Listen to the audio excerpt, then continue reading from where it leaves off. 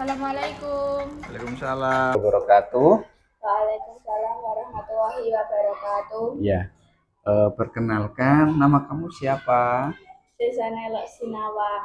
Oh iya, Sesan Elok Sinawang ya. Sesan kelas berapa sekarang? Kelas 6. Kelas 6. Oke.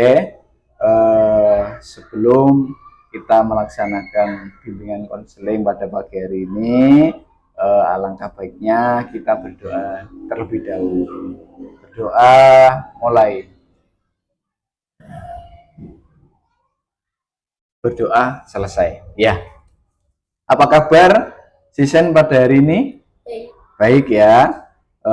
Terima kasih Nak Sisen sudah datang untuk memenuhi undangan Pak Yosep untuk melaksanakan bimbingan konseling. Nak Sisen tahu apa itu BK atau bimbingan konseling? Tidak tahu. Tidak tahu. Ya, sedikit nanti Pak Yosep jelaskan apa itu bimbingan konseling. Bimbingan konseling adalah proses pemberian bantuan yang dilakukan oleh seorang ahli atau konselor kepada individu atau kelompok. Orang yang memberikan konseling ya itu namanya konselor. Nah, lalu tujuan apa toh diadakan konseling itu tujuannya apa? Nah, tujuannya agar membantu mereka lebih memahami diri sendiri, mengatasi suatu masalah, serta mengembangkan potensi secara optimal di bidang pribadi, sosial, belajar, dan karir. Nak Sisen, kira-kira tadi masuk ruangan BK, takut enggak? Lumayan sih. Ya, aslinya ruang BK itu tidak menakutkan. Kadang ada anak yang takut ke ruang BK.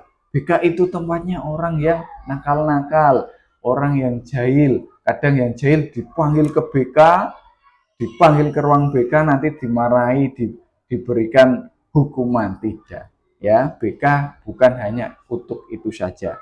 BK itu tempat curhat, tempat menyalurkan karir, cita-cita, mengarahkan siswa-siswi untuk tujuan apa ke depannya. Nah, yang selanjutnya besok-besok lagi ya, Nak Sisen dan teman-teman jangan takut ke ruang BK ya. Nanti silakan Nak Sisen mau bercerita apa, jangan takut. Karena apa? BK itu ada dua asas. Yang satu asas kerahasiaan.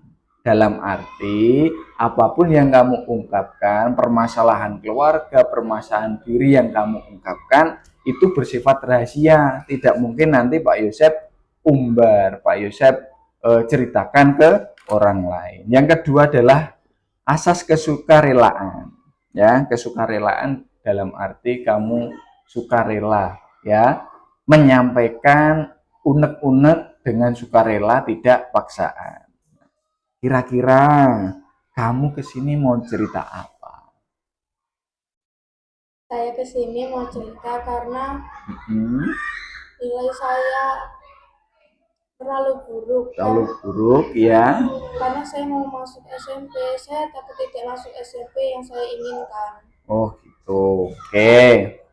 Ya, terima kasih ya. Pak Yosep akan menyampaikan beberapa solusi. Ya, mungkin dulu kamu dari kelas 4, kelas 5, kelas 6 ya, mungkin ada nilai yang anjlok ya. Karena apa? Mungkin dulu karena kamu keseringan main HP. Betul enggak? Nah, tidak ingat waktu, kalau malam jarang belajar, main HP larut malam, jadinya mengantuk. Di sekolahan kamu mengantuk, nggak fokus dalam pembelajaran, sehingga apa? Nilainya jelek. Betul seperti itu kira-kira? Iya. Terkait nilai jelek, ya mungkin ini jadi pembelajaran. Oke, pembelajaran ke depan terkait nanti ketakutan kamu masuk ke SMP, itu ada beberapa alternatif lain. Misalnya kamu bisa ikut jalur afirmasi dengan KIP, kamu bisa ikut jalur zonasi. Nah, itu tidak hanya di prestasi, ya. Oke lah, itu yang bisa Pak Yosef sampaikan. Dan sering kakak-kakak kelasmu dulu ya seperti itu, dia kesusahan belajar, nilainya jelek. Alhasil dia kebantu dengan afirmasi, punya KIP, punya PKH orang tua, bantuan orang tua, lalu zonasi karena dia jaraknya dekat dengan sekolahan. Itu banyak dulu kakak kelasmu. Jadi nanti bisa dibantu Pak Guru, Bu Guru dalam kesulitan kamu, ketakutan kamu dalam masuk ke SMP yang kamu inginkan. Oke, Nak Sisen, Pak Yosef mau memberikan kamu kontrak perilaku. Kira-kira kamu ke depan apa yang kamu benahi? Mungkin kamu saat ini penyesalan, dulu saya di kelas 5 jarang belajar, kalau malam jarang membaca, sering main HP, tidur larut malam sehingga kamu ngantuk di sekolahan tidak fokus, ya. Nanti Pak Yosef ada kontrak belajar, tolong nanti Nak Sisen ditulis.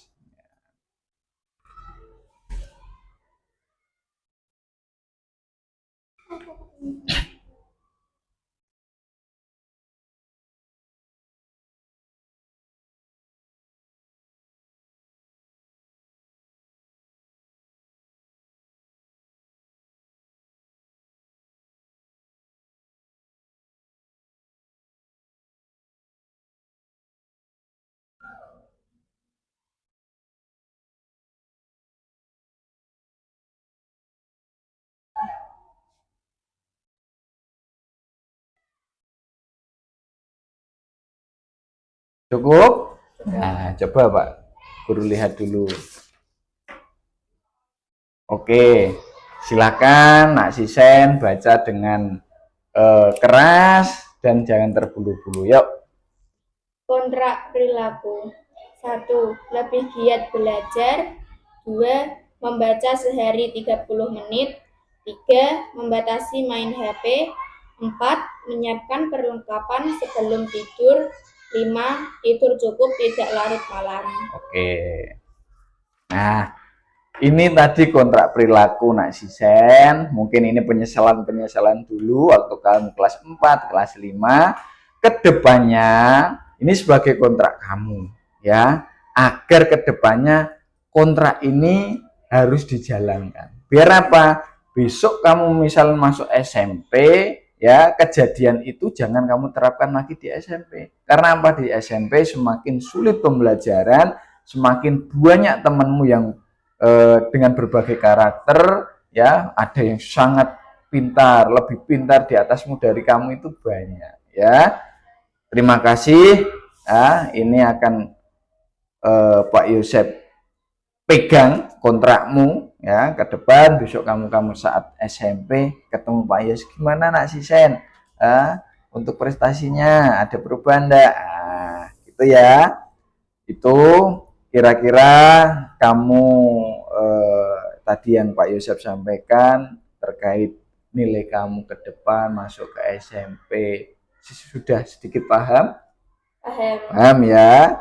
Berarti sekarang kamu sudah tidak mundur lagi, ya. Tetap optimis, semangat, jangan takut karena nilaimu jelek. Itu ya pesan Pak Yosef tadi, ya. Seperti itu, tingkatkan di jenjang yang lebih tinggi. Kamu di SMP, kamu di SD ada penyesalan, di SMP jangan sampai terulang kembali. Itu terima kasih, nanti sampaikan ke teman-teman. Ruang BK itu tidak seram, ya. Boleh curhat ke ruang BK. Itu ya. Terima kasih, kita akhiri pertemuan BK pada pagi hari ini dengan berdoa, ya. Berdoa mulai. Amin. Terima kasih. Nanti setelah ini bisa masuk ke kelas. Assalamualaikum warahmatullahi wabarakatuh. Waalaikumsalam warahmatullahi wabarakatuh. Ya. Keluar. Nah.